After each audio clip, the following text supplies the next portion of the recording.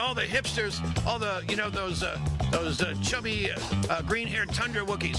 They want to have abortions, but no one will sleep with them. You know those? You're doing it because you're a filthy communist, and you're trying to unravel our society. The communist. Yeah, baby. Yo, baby. Welcome, ladies and gentlemen, to the Kevin Downey Jr. podcast. Be free, stay free. Back here with my friend John Mulrooney, legendary comedian. He's been on the radio, TV. He's a cop. Everything you want to do, he's done it. He beat you to it. He beat you to it. I've got some cop questions for you today, John. How you doing? Lots of cop. I'm always happy to answer the cop questions as best I can, as far as I can confirm or deny. I'm glad you didn't totally throw away the Rachel Maddow glasses, the angry libtard lesbian glasses. Exactly. I saw these. I said, man, Dude, I get the MAGA hat, but what is with that and their uniform? The minute you see that on some pasty, middle-aged white woman, you know it's trouble. It's always, and especially if there's blue or pink hair in the mix. Absolutely. I don't understand that. Yeah. You know right away. It's a warning shot. Yeah. Oh, so John told me the other day about some whack job who came out screaming at him and his brother for wearing Trump shirts. I had something yesterday, too. I'm walking. There's a guy walking with his mother or something, and he says something out loud, and I go, and he's looking at me to see if I'm going to respond. I said, "Were you talking to me? I didn't hear you." He goes, "You're an effing pedo supporter, you dumb F." And I went, "You know the guy you voted for showered with his daughter repeatedly, right?" I just drove away. I flipped him off because I'm petty. I'm petty that way. There's something in the air, John. I think. The water. Yeah, in the water. In the MK Ultra. In the MK Ultra. I think there's some MK Ultra stuff going on. I can feel the anger from their side. There's definitely something going on, whether you believe it's a specific guided or maliciously intended movement to push kids to doing the stuff that we're seeing them do. Whether you want to blame video games that we talked about or a combination thereof, video games, all of the drugs that they're giving kids, the SSRIs, the ADHD medication, if you can call it that. And now, as you saw in Florida, we spoke about this earlier, Florida has just rolled back all of its vaccine mandates. Who knows what that stuff might have been doing to these kids? Yep. I'm telling you, man. John, I mentioned this on air today. My lovely Kaida, Jessica, reminded me that birth control pills can work. They can work on different people different ways, and they can actually make a lot of women a little crazy, she said, depending on which one you get, et cetera, et cetera. Imagine clipping off a little boy's wiener, shooting him up with 2, 3, 4 drugs, and saying, "Hey, go play video games online, and we'll have one of our recruitment boys get you through the roadblocks." Dude, I saw a report that said all of the birth control pills that women have been taking, when they go to the bathroom and urinate, that goes into the water system, and those drugs stay there. So that's why young girls are coming into prepubescence much earlier than they normally did 20, 30, 40 years ago. Really? Because that stuff's in the water, and it doesn't leave the water. I don't even know if you can filter it out at that point. Wow. But that would make sense, when you see all of the stuff that's going on. We never had any of these things growing up, at the risk of sounding like the grumpy old man. We never dealt with any of this stuff. And as we were just talking about at dinner, Clay Higgins even said, after the Second World War, there were more military-grade weapons in this country than ever before, and they weren't even tracked. Yep. What was that Class 3 fully automatic ban didn't go in until like 1965. These guys that were coming home from the Second World War, they didn't just have American guns. They had the best the Germans had to offer, the Japanese, if you can call that the best, and of course American weaponry. But you weren't seeing anybody going out, even domestic stuff. Forget about mass shootings. There wasn't even domestic violence that involved firearms back then. It was unheard of. Yep.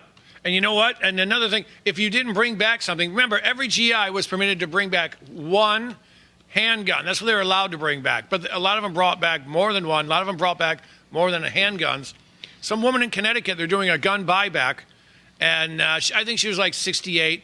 And she goes, well, my dad brought this back from World War II. It was a Sturmgewehr. Oh, my God. The Sturmgewehr, do you have to explain what that is? That's a first assault weapon.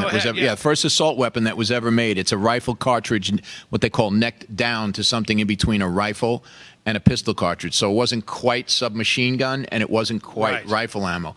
It was right in that sweet spot. It's the forerunner of the AK-47. Yep. And most people don't know the reason it's AK was the initials of the owner of the guy who Kalashnikov who created it, and 47 was the year he designed it. Yeah. So, but that's Sturmgewehr. If you could get one in original condition, they're worth about 35,000 now. Well, what happened was a woman dropped it off, and the cop goes, "Where'd you get this?" And, "Oh, my father brought it back from World War II." And he goes, "Look, legally, I'm supposed to take this from you. You can't have a machine gun that hasn't been, what do you call it, that we don't know about. There's only a certain, registered. There's only a certain number of machine guns in this country, and if you make one, you're going to jail for 10 years. But he said, look, you didn't know, so here's what we'll do. He goes, this gun is worth, he said the same thing, $33,000 to $35,000. Yep. He goes, we're going to let you keep it, but just understand, you got to go through this process. Because why? You can't take that away from someone. If it's registered, you have to get a big tax stamp. Do you ever see the tax stamp for them? They're gigantic. They're like $200 because I had a Class 3 at one point when I lived in Vegas. And everything, not that I had a lot, I had one submachine gun that I loved to shoot, and I had a suppressor for it. And both of them required this gigantic sticker, which also makes it problematic. If you're into that kind of shooting, which I was, you go out into the desert, you blast some stuff up. And it was a pain in the ass because in addition to the ammo and the gun itself, now you're paying another $400, $500, $600 for a freaking tax stamp. Yep. And they do whatever they can just to dissuade you from having it. Trying to get a pistol permit in the city of New York. Oh my God! Just to have one, premise target. Forget about carry. Yeah. Even though our boy likes to carry it. Trump carries a little. I think he carries a 38. He Does said, he? Yeah, a little Smith and Wesson, a little Smith stainless steel. Yeah, he says it. He goes, yeah. Wow. He has a concealed carry. Good to know. Yeah. We have a president who carries. Folks, this is what I voted for. This is a president who carries. So, John, let me get your opinion on this. So, Trump blew up a narco boat. Oh, I love with 11 members, trendy, how do you say trendy? Bye-bye. Transgender Diaraguas. There you go. Transgender Diaraguas. There was transportatins over there. Yeah, now they're all a bunch of crab bait in the Fish agua. Food. In the agua. Now they're trending in the agua. Yeah. They're trailing in the agua. I've always said that the cartels are a key player in this nonsense with all the globalists, because China is selling fentanyl to them. They whip it up and do whatever they do with it. They bring it over the border. They kill 80,000 Americans a year and make billions doing it. What do you think this means? The first wave, first blood. Trump went after a cartel and blew up 11. I think it means exactly what the message that was sent. Yes, please. F around and find out, and they did. We're no longer in a law enforcement action. We're in a state of war, and that's why I love the fact that Hegseth Trump is changing the name of the Department of Defense to the Department of War. Right? That's what it used to be. All these little things that I'm going, yeah, right. What are we defending? No, we're at war with these people. Yep. And this ideology, and I love the fact that to me is the best advertisement you can get for Fafo. In fact, they should have played some of those Fafo songs underneath, or added some sound effects and some audio. And we got a clip you sent on this, right? Yeah, it should be up. Yeah. Yep, let's take it away. Thank you, Bill. Look at that. I'll add the sound effects. You do the voices. Oh, man, I'm going to catch a fish, man. I love it out here. Hey, is that a bird? Hey, a bird's dropping an egg on us. That egg. Oh, that egg. Hey. That's a beautiful thing. Oh, my God. Oh, my God. Hey, that was your snark, man. He gave you a little freedom, and what was the other? Liberty, freedom, and that was a little bit of your snark. A little snark there. It's a beautiful thing.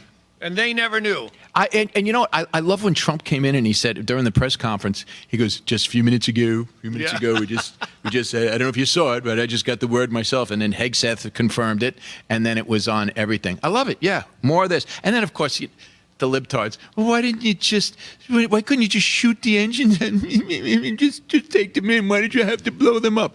Because we're at war. Damn it.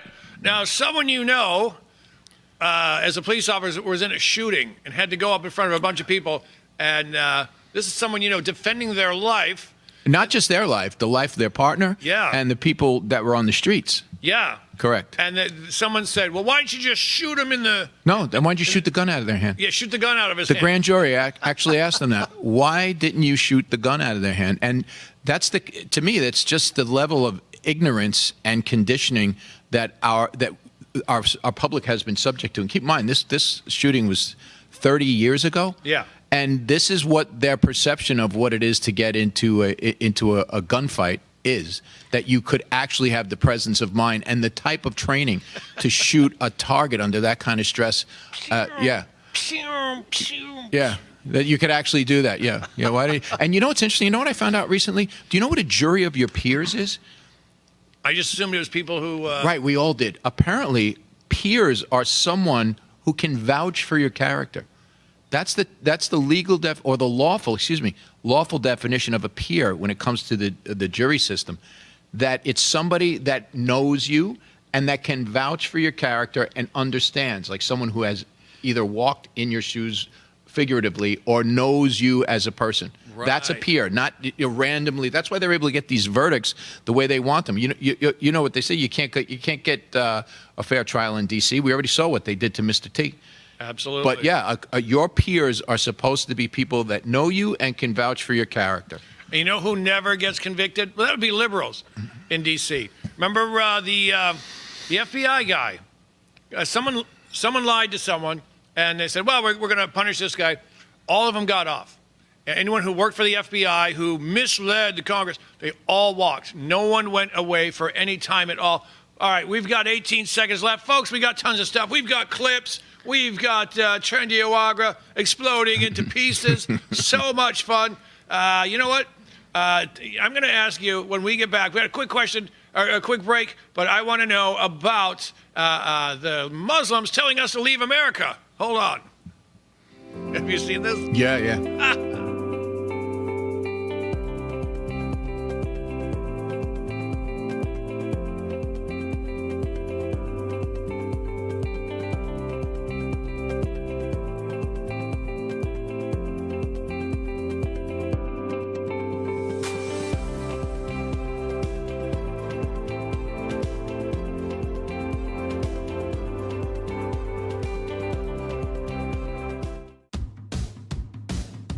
Who broke the television?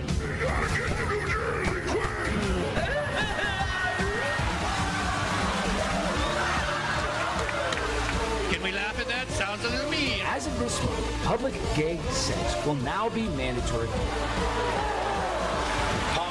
Am I the only one that could see his lips move? Cheekbones, baby. I'm sorry, maybe I overreacted.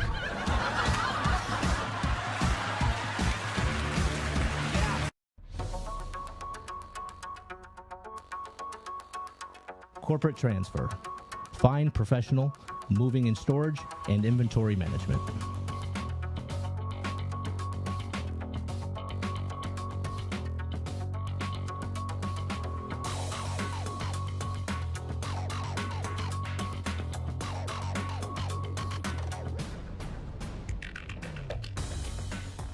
Hey, fellow patriots, it's Cindy Gross here, host of Right for America from your favorite place, the America First Warehouse. You've seen me show on my show so many products from this country's #1 most patriotic manufacturer with close to 400 products. You need to exchange the products you use in your house to this company and make your dollars count in our country. Freddie Rubino here at the America First Warehouse. I'm inviting you to the live taping of the Not So Newlywed Show. Just click on the QR code right above my shoulder and you can get tickets. Live taping of the Not So Newlywed Show. Drinks, snacks, it's a great time. We'll see you there October 18th.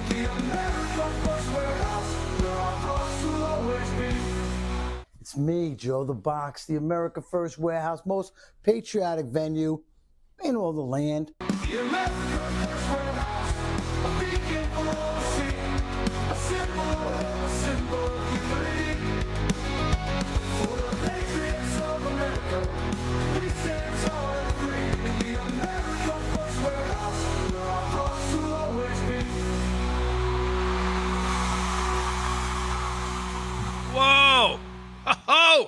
folks. Welcome back to the Kevin Downey Jr. podcast. Be free, stay free, with my friend John Mulrooney sitting in.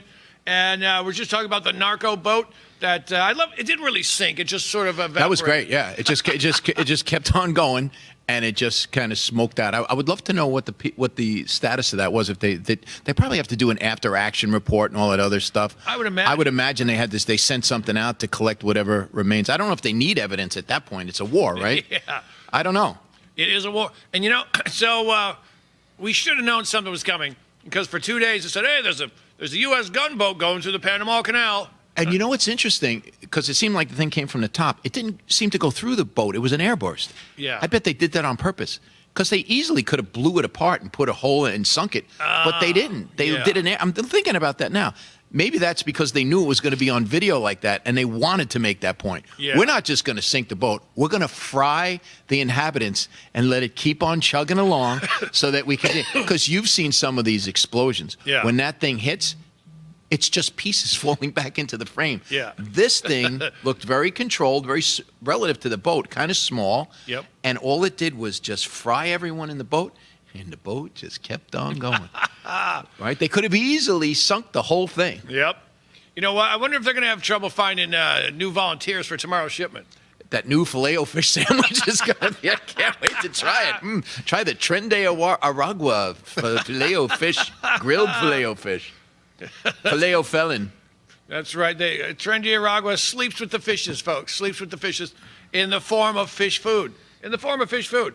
Now, look at this. We've got a member of the Religion of Peace is here calling on, you sent me this one. This is Imam Abdullah. Oh, this guy. Farouk. So here's what's going on, folks.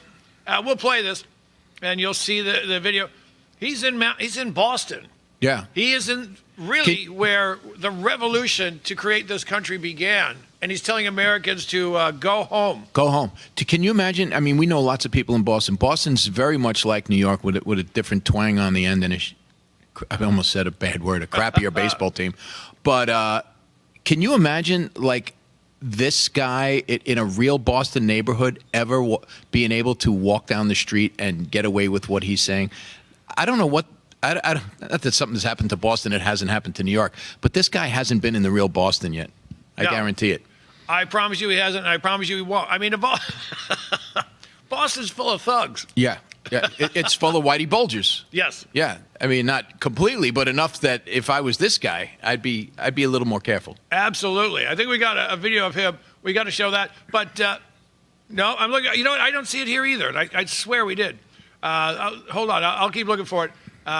Because that could be my screw up. That could be my screw up, Bill. That's what I think it is. Now, there's this guy. And now there's another woman in Belgium saying, "Get out of Belgium. This is ours now." They're a Muslim female, yeah, telling the Belgians that they got to leave. You got to leave. That's the next phase of this thing. Yes. Like what's going on in New York City, and as some people would align with the idea of, well, then let them have it because New York City is already gone. I don't see that coming back for 20 years. Let them have it. You know, I don't see it coming back either. I see it getting worse. Although I think Curtis Sliwa can win because I think enough people are going to go, oh man, it's either a mass murderer of elderly people or a communist. I like Curtis. He seems to be following in a Trump style of delivery and approach. Yeah, you know, I mean, even down to the blue suit and the red tie. But he's very Trumpish in the way he handles things. He's very authentic. He's very direct. What he says is what he does. There's no mealy mouth and stuff. And the guy's been shot. Both our guys have been shot. Yeah. Both the guys we like. I mean, I hope that's not a prerequisite moving forward. Yeah, I want to say that I'm running. Yeah. You know what kills me though, John? People they're saying, well, he can't win unless he takes off the hat. All right, so you've got a serial killer, you've got a communist, and you've got a guy in a beret. And the guy in the beret, oh, he'll never win with that hat. Who would be so petty at this point? That's his signature. It is his signature. I wasn't a big fan of the Guardian Angels growing up because I thought they were very adversarial and confrontational on the trains. You know, if they saw someone like me, especially like me, a male by himself, like I remember once I had my feet up on the pole and they came through and they surrounded me and they said, "Get your feet off the pole." And I was like, "Get the hell out of here." Like, who are you? Yeah, and it turned into a thing. But they also had a place. I thought they did, The idea was correct. Maybe the execution was a little off. But I like Curtis a lot. I do too. And I think he can win because I think enough people. Here's what's going to happen. If he wins, if you're not rich and you're not poor, you're screwed. And you're probably going to leave New York City. Where would you go? You're not going to the boroughs. Nope. And you're not going to the counties around it. I mean, you know where you're going? You're going south, where Florida just got rid of their vaccine mandates. Yep. And they're doing away with property tax. And what's that old saying? I don't think it's Reagan's, but it's attributed to Reagan. You vote with your wallet and your feet. And that's what's happening down in Florida right now. They had like 2.3 million people moved to Florida in the last 3 years. That's unbelievable. That's a whole state in some places. You know what? That if it's our people, I don't see us losing an election in Florida for a generation. I don't think we've lost an election in our whole lives, but that's not what we've been told. Right. That's the difference, right? Yep. We've kind of gone along going, oh, can you believe it? And they always just won by just a little bit. Oh, it was only only 20,000 votes in this case. How close? That's been the same story we've been hearing our whole lives, and we know now. Really, that's how Jasmine Crockett and Al Green got elected? What? Yeah. No. Yeah, Maxine Waters? No. No. No. Come on. She looks like a melted milk dud. She does. And what a moron. Yeah, and just keeps winning. Low IQ person. Low IQ. That's a new rewrite on stupid.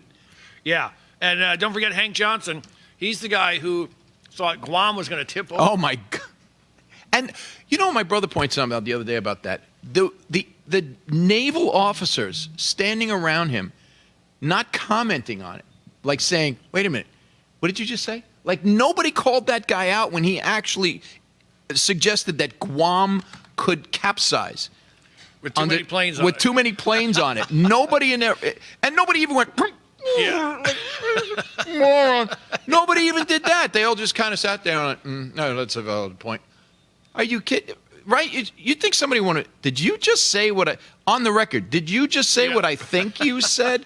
Okay, we need to stop a minute and readjust. Nobody did that. Now, as a cop, is there a way to tell if someone's been smoking the doobies? Because I think that guy was blazing away. He just seems high when he says it. During the interview process, it's an old cop trick. We hold a Twinkie off to the side and see if they can see if they can hold focus. No, you know what's interesting? They have. I heard that recently they're coming out with a breathalyzer style device instrument that will pick up whether or not you have marijuana. And you know what the threshold used to be for proving that?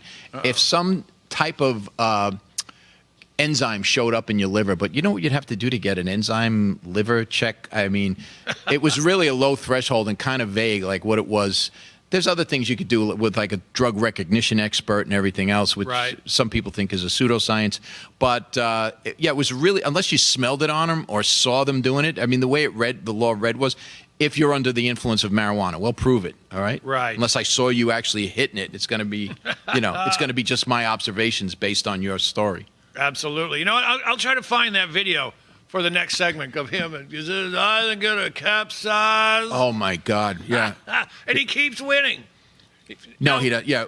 No, you know what someone said to him recently? I saw this. Somebody was saying, there was a guy on X saying, hey, guys, a California resident. He said, hey, guys, stop telling us in regard to Newsom and Maxine Waters and Pelosi, stop telling us we voted for this. He said, you should know. Nobody here voted for this, or almost nobody voted for this. Some lunatics may have. He goes, but by and large, the constituency in California did not vote for them. Yeah, I don't believe that Detroit is such an armpit, and they keep voting Democrat. They've had a Democrat mayor since '62, and I've got all. You pick a town, I could probably tell you how long they had a Democrat.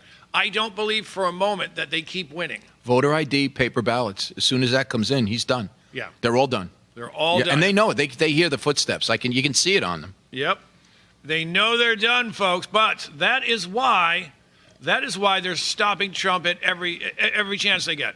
They're just going to try to stop him because once they can't control the voting, they're out. And I can't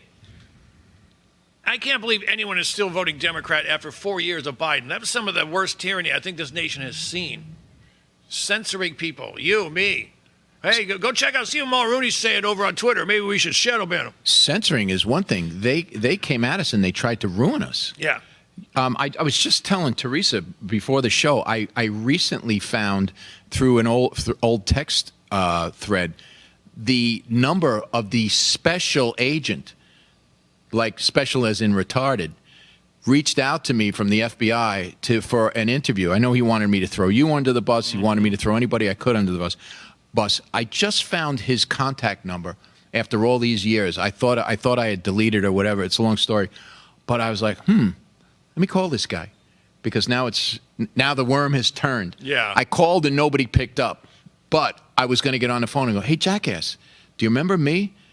Remember the guy you called a couple of years back and you tried to get me to throw my friends under the bus? And P.S., the New York Times called me. Yep.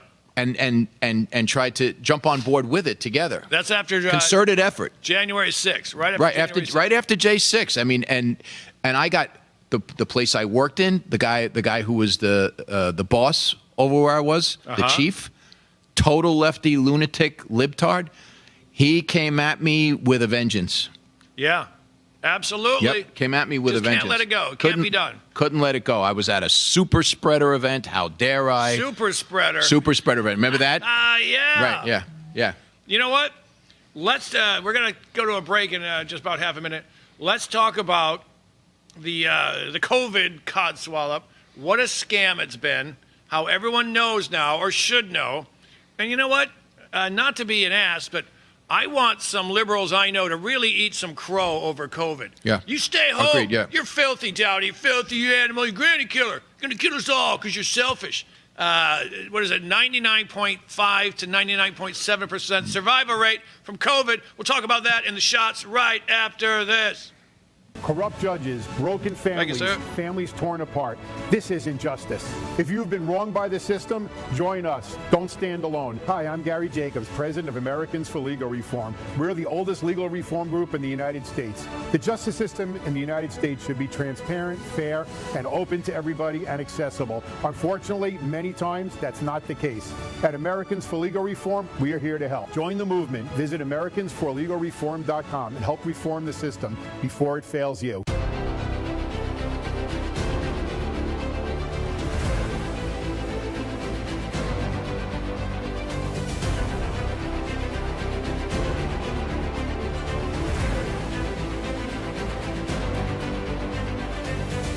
Hi, my name is Elena Ruseva, aka Megalangela. Please check my art at www.megalangela.vip.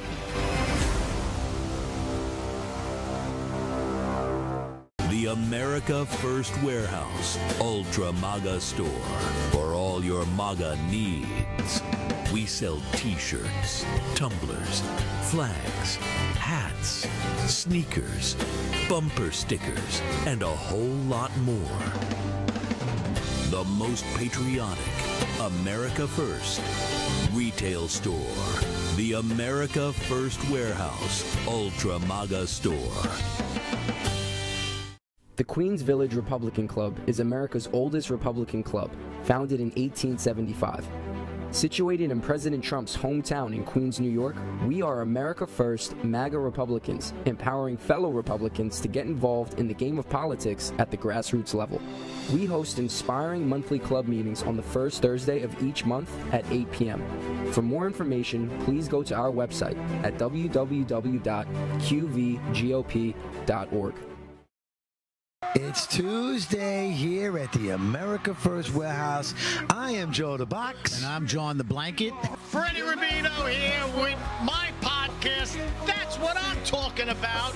Coming to you live from the most patriotic venue in the land. Welcome to Right for America. I'm James Justice. We got Stephen Ruth over here. What are we doing, Steve? Fighting! Welcome to Tune In Tuesday of the Patriots Podcast, live streaming every Tuesday night at 7:30. Another edition of On the Right Side here, and you can catch us weekly, Wednesdays at 2 p.m. Eastern Time. And welcome to Liberty's Cage, where we rip the veil off America's broken justice system. Prisons that crush spirits and a society that shuns people who have paid their price. Well, welcome, ladies and gentlemen, to the Kevin Downey Jr. podcast. Be free, stay free. Welcome to Suffocating in Suburbia with me, your host, Stevie GB.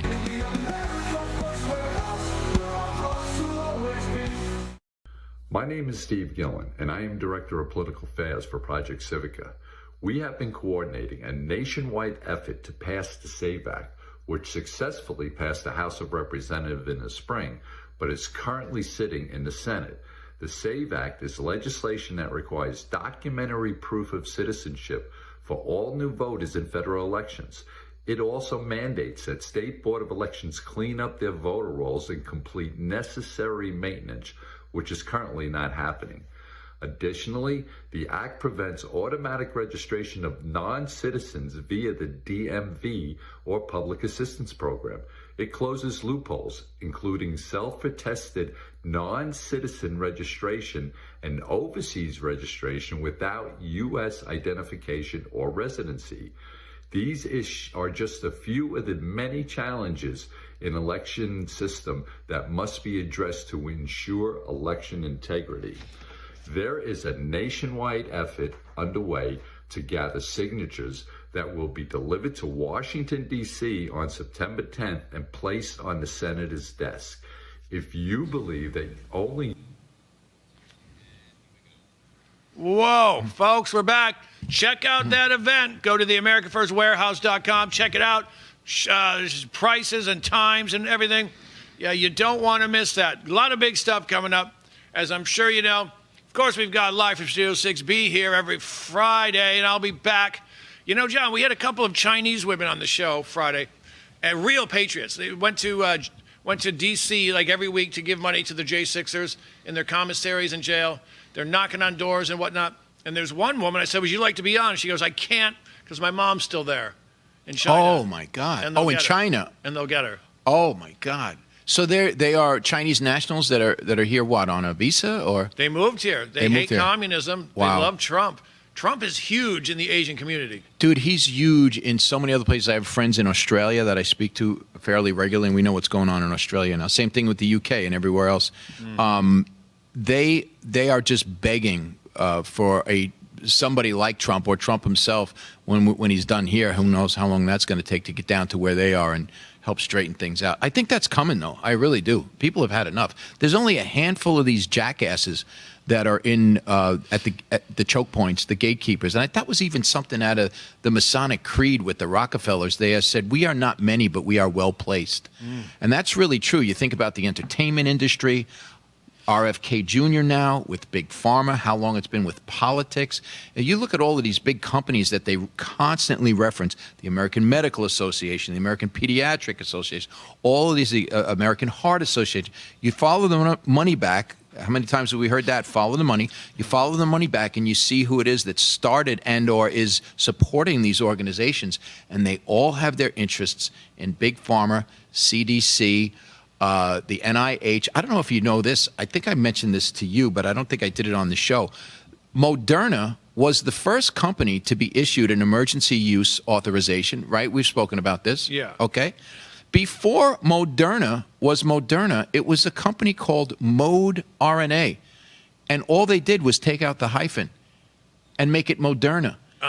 Never had before had they even had anything to do with vaccines. They suddenly changed their name. They now have an emergency use authorization, and it's their first time doing it.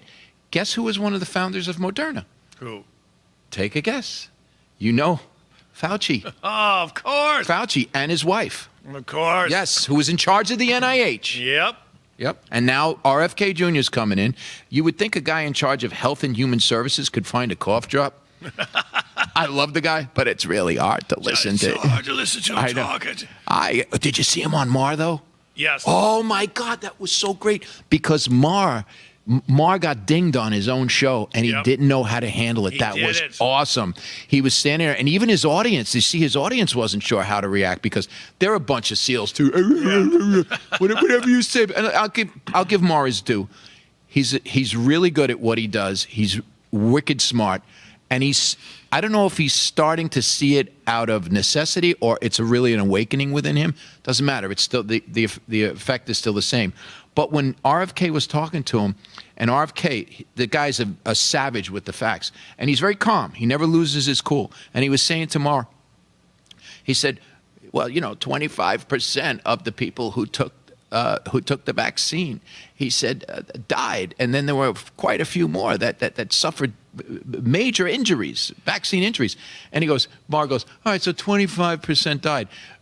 Couldn't that have been COVID? And then he went, well, then that means the vaccine didn't work. Yeah. And Maher did one of those, Yeah. and the audience bolted. They went, he got you. And Maher, he didn't have a comeback. That was amazing because that's rare. Yep. In fact, it's almost non-existent. He turned and he looked into the camera and he just ate it, and it was great. And it's amazing because he says, now this is fascinating, folks. Let's say you're taking the two-part shot.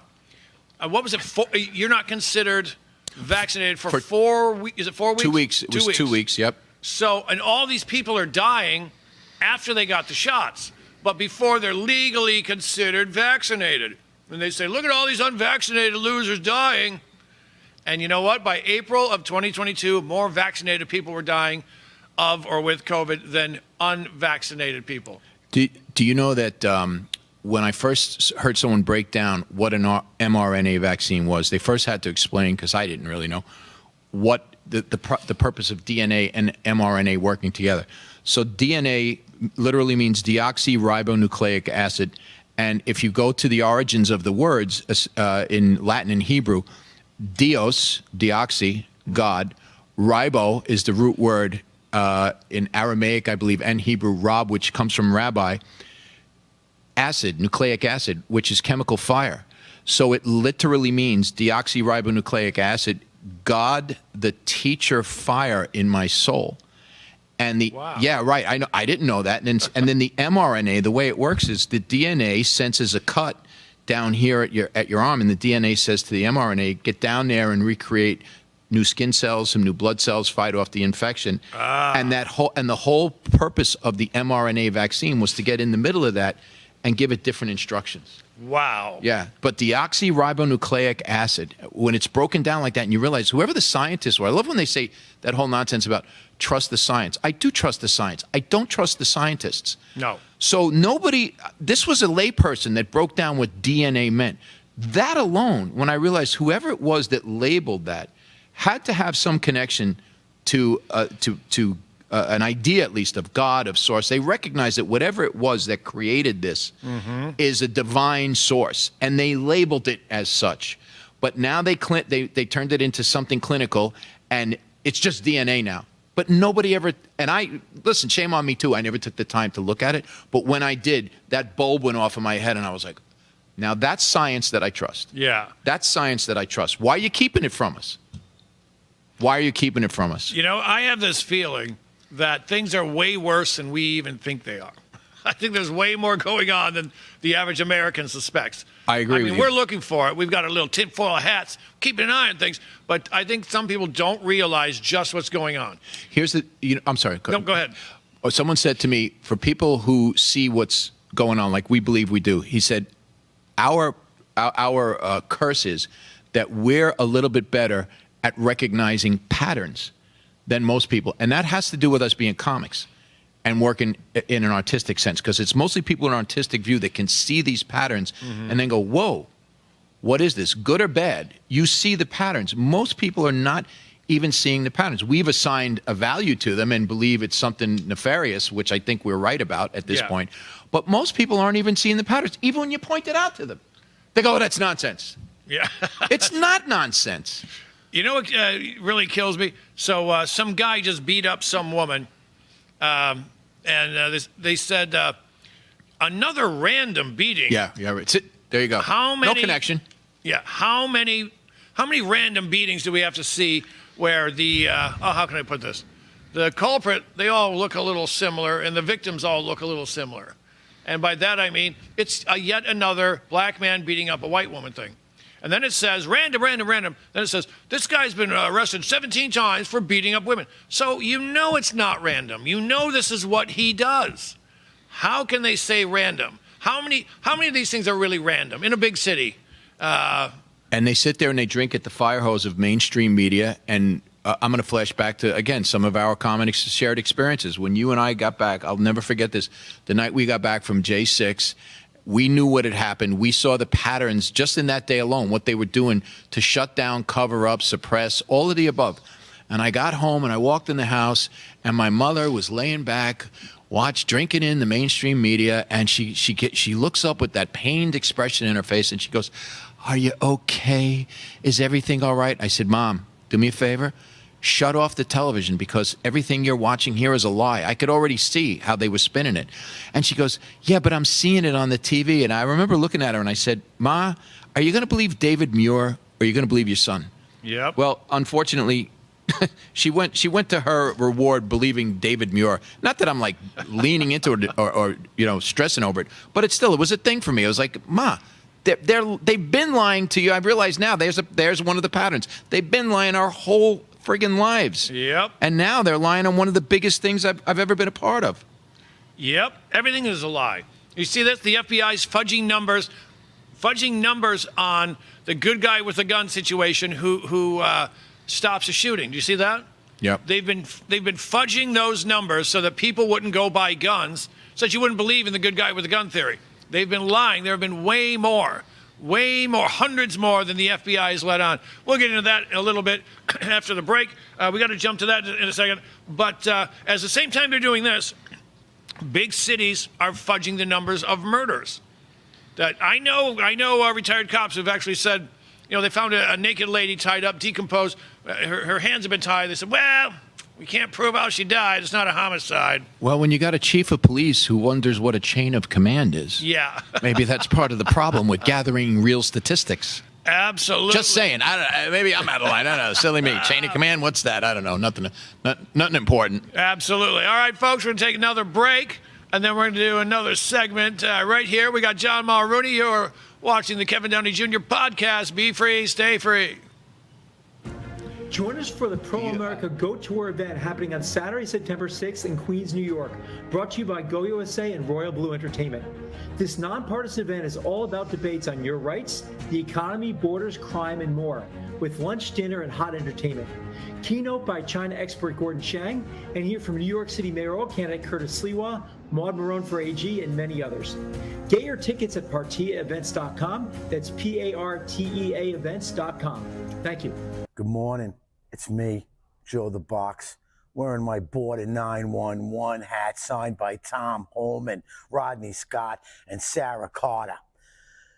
The country has had enough. The American Horror Story is over. Border 911. Tom Holman is coming through. My brother's son, my friends' children. We're done with it. 100,000 lost lives every single year. God bless you, Tom. Are you a musician, comedian, actor, filmmaker, or artist who stands for traditional American values? Do you believe in the preservation of our nation, our culture, and our freedoms? If you share our passion for America and want to use your talents to make a difference, we want to hear from you. Our mission is clear. Through the arts, we uphold the principles of freedom, faith, family, and the American spirit. It's time to step up to the mic and make your voices heard. So contact us at AmericanConservativeArtists.com. The Queens Village Republican Club is America's oldest Republican club, founded in 1875. Situated in President Trump's hometown in Queens, New York, we are America First MAGA Republicans, empowering fellow Republicans to get involved in the game of politics at the grassroots level. We host inspiring monthly club meetings on the first Thursday of each month at 8 p.m. For more information, please go to our website at www.qvgop.org.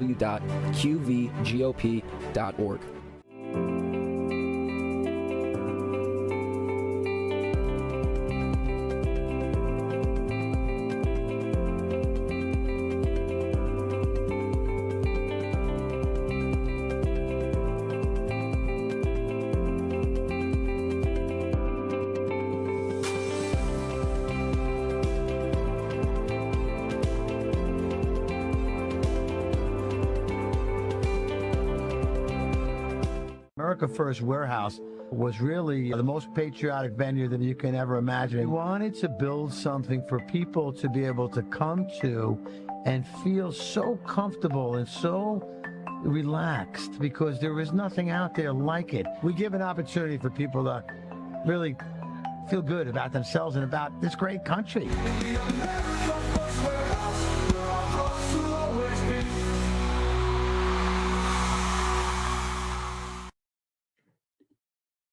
Ignite your spirit and join the fight for truth at the very first Pro-America Goat Tour event happening on Saturday, September 6th in Queens, New York. Brought to you by the nonprofits Go USA and Go United and Royal Blue Entertainment, the Grand Opportunity America Tour is on a mission to rally independents, Democrats, Republicans, and all voters, equipping you with the knowledge you need from the very best to become sharp, informed citizens. It's an afternoon and evening of riveting learning, fun, food, and live music. So at the event, you'll be able to fuel up with lunch and dinner and hear our keynote speaker, China expert and author Gordon Chang, along with many other speakers, including New York City mayoral candidate Curtis Sliwa, Maud Marone for New York AG, and hear insights from Professor Nick Giordano of the PAS Report, Lisa Azzarelli from Save Our Schools, Steve Gillen of Project Civica, attorney Bobby Ann Cox, and me, John Paul Moran, founder of Go USA and the OpScore, the very first universal political credit rating system. Our evening entertainment features Christian rap artist DVS 7.0, singer-songwriters Joe Pickett and Larry Block, Jesus A.O.K. hip-hop rapper, Cozy 19, and others. And at our event, we'll be tackling burning issues like our constitutional rights, economic opportunity, parents and children's rights, healthcare, education, elections, crime, borders, and more. And here's a very quick preview of some of the op scores we're going to be featuring at our event, for example, for the New York City mayor's race. Starting with Eric Adams with a negative 0.8 out of 5, a poor anti-opportunity score. Andrew Cuomo with a negative 1 out of 5. Zorn Mandami with a negative 3.6 out of 5, extreme anti-opportunity score. And then Curtis Sliwa, who's got a positive 2.6 moderate pro-opportunity score. We'll be going over the details of all these scores and how they all work at our event. So be sure you join us on Saturday, September 6th in Queens, Astoria, Queens, New York. And you can get tickets at partiaevents.com. That's PARTEA events.com. Make sure you come. It'll be a great event for everybody. And thank you for watching. Goodbye. Yeah, baby. Folks, don't forget, that's the Grand Opportunity America Tour. That's going to be this Saturday. $65 to get in, cash bar. You don't want to miss it. It's going to be huge. Big things happening here at the America First Warehouse. A lot of people starting to watch these podcasts we're doing. The numbers are growing. You know who doesn't watch though, John? That's the blue-haired Gorgon types who smell of cat urine. They smell of cat urine and desperation. They want to have abortions. No one touches them. No man goes near them, so they can't have an abortion. They're the people. I love when they hate watch. Do you ever have a hate listener or a hate watcher? Oh, yeah, all the time. Yeah. Remember that thing? It was a thing about Howard Stern. The people who like him listen, 2 hours a day. And what about the people that hate him? Apparently they listen 4 hours a day. Yeah. Right? I believe it. Yeah. And you know what he said, though, which is interesting, and you would appreciate this being a comic. Somebody was asking him once about his approach to things, and he applied something that Bill Cosby said. Bill Cosby once said, I don't know the secret to success, but I know the secret to failure. And that's trying to please everybody. He polarized. There was nobody that was middle ground with Howard. Nope. You either loved him or you hate him. And that's a lot. That's very similar to what we're dealing with now. Yes. There's no one that I know there's very few middle of the roads. They're coming over our way. But you either love what we're doing or you hate it. Yep. There's no middle ground with this thing. Absolutely not. And I don't know if there ever will be again. I don't know that I can be friends with someone who goes, yeah, man, little communism's not a bad thing. I got to tell you, I struggle with that sometimes because I see these people and I understand they have their perspective. I've also tried to keep an open mind about it. And at the same time, I've done enough observing to go, no, I'm not good with that. It's like, pardon this extreme example, but extreme examples are the best teaching aids. The minute I know someone's a child abuser, I'm not good with that. I am not sticking around. I'm not keeping an open mind to it. No. The minute I know you're on that side, we're done. Yep. You have drawn the line, and you are now the enemy. Absolutely. Absolutely. You know what? Let's switch over to guns. Liberals want to take our guns. They want to take our guns. They want to go door to door. And if you don't believe me, well, CNN will tell you. Take it away, Bill. This is CNN. They want our guns. Conservatives were celebrating this. You listen to the mayor of Chicago talk about the gun crisis in America. Well, what is to stop, given the precedents that Donald Trump is setting, what is to stop a Democratic, a Governor Pritzker, a Governor Newsom to say, you know, we have a gun crisis in America, just as legitimate on the facts arguments as a crime crisis, and say we're going to send the National Guard into states to go get their guns. There have to be standards here. The reason why Pritzker I mean, I get it for the politics. He keeps saying Trump was begging me to ask him to come. The reason why... Morons. Only thing that stops a bad guy with a gun is a good guy with a gun. Yep, and the FBI has been lying about that, as I mentioned. Nice little segue. I love segues. Do you do segues on stage? I really don't. No, if you're pointing them out, they're probably trouble.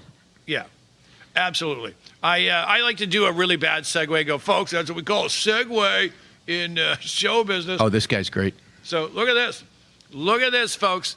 FBI not reporting the number of good guy with a gun situations. This is from Just the News. They played it down. They said between 2014 and 2024, man, there are only a handful of good guys with the guns. And it turns out they said there were 14 cases in 10 years. Turns out there are 561. And that's not counting all of them. Because you never know if someone just take a gun out, hey, get away. And you don't even call the cops. And they go away. They'll never know the true number. Is that right? Is that accurate? That seems about right, yeah. I mean, I don't know about the numbers per se, but I'm saying that approach seems accurate. And I think I might have told you this weekend I took my niece shooting for the first time. Did I tell you that? No, how was that? She amazing, and I'll tell you why. 16 years old, she was very nervous, but once I went through the basic safety course and I took her to a really great range out in Pennsylvania, Tommy Gun. And the range officers were amazing. But I will say this.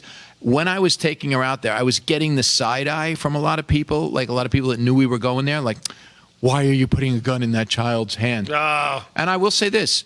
Once I got there, the things that they never look at, when she understood what it was she was dealing with, and I saw the respect and the focus and the confidence build up in her when, she was a little nervous at first, especially when the thing went off. But as she worked through it and these other range officers came over to help her out and get acquainted with it, and once she got comfortable, then she wanted to shoot everything, which was amazing. Her level of confidence in herself soared. And I was like, all day long, everyone was remarking, wow, look at her. Look at Kelly. Oh, my God, she's amazing. What's going on with her? And they didn't know. Some of them didn't know I had taken her. But they were remarking about how ladylike and how confident she seemed throughout the rest of the day. And she said something to me that was really interesting. At the end of the day, she goes, Uncle John, you know what? This was a really good day. I said, oh, thank you, honey. She goes, and you know what? I didn't pick up my phone once. Whoa. And I was like, oh, my God. So as much as you want to vilify that act, here was an opportunity to use it for something that bolstered a young lady's confidence in herself. Mm-hmm. So that's something they will never tell you, that it could be that kind of a teacher. And you know what? It is. Yeah. Or can be. So the FBI saying, oh, there were, what would I say, like 10 or something, 14 defensive gun uses. So according to gunviolencearchive.com, there have been 794 just this year, civilians using guns to defend themselves. So I think the people checking on the FBI, someone needs to fact check them, because this isn't all of them. This, if you take a gun out, say they go away. This is a shot, at least one shot fired, with the cops called. Okay, that's their criteria. I was just going to ask you, what's your definition of using a gun? That's what it is here. Shooting. Okay. You have to have fired it, I believe. And you have to, and the cops had to have been involved. So if you're a farmer and you get off my lawn, no one's ever going to know. But I will say this: that's a very narrow criteria for the use of a firearm. I had a kid once. I was standing in a pizza place. I was in uniform, and a kid said, "How often do you have to use your gun?" I said, "Every day." And he looked at me like, what? I said, yeah, it's an implied threat. People walk in and they know we've just raised the level of threat, or at least the consequence. to something that they need to pay attention to. So using a gun for me could be brandishing it. It could be alluding to it. I have a gun if you have one. You know what I mean? Like, did you remember the movie The Green Book, where he feigned that he had a pistol and they ran, and at the end of the movie he called it back and he goes, "Did you really have a gun?" And he reaches back and he lets off a round. Do you remember that? No. Yeah. So he was just alluding to a gun. To me, that's using it. Right. If you just go, if you do this, yeah, that's using it. That's, to me, is using it. Actually shooting one in the defense, in my opinion, that's a less common use of a firearm. 794 this year. Here's the last one. Let's see.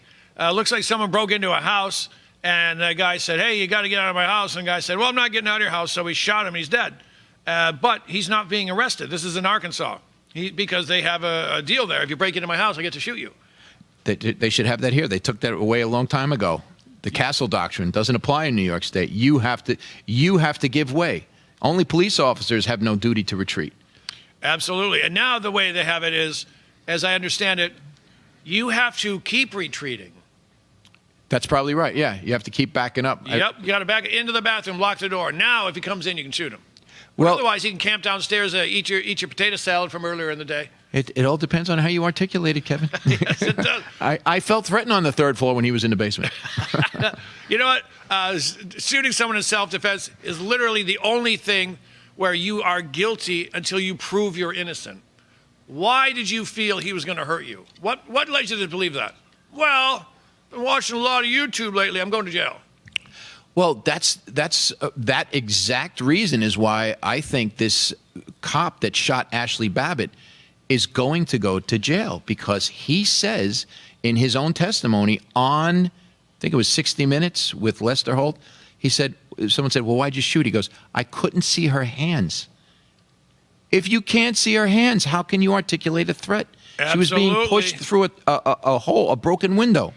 John, we're out of time. Thanks for coming back. John Mulrooney, where can people find you? Quick. Mulrooney Comic on Rumble. Mulrooney Comic on Rumble. John, thanks again. We'll see you. Come back next week whenever you're ready. Thanks, man.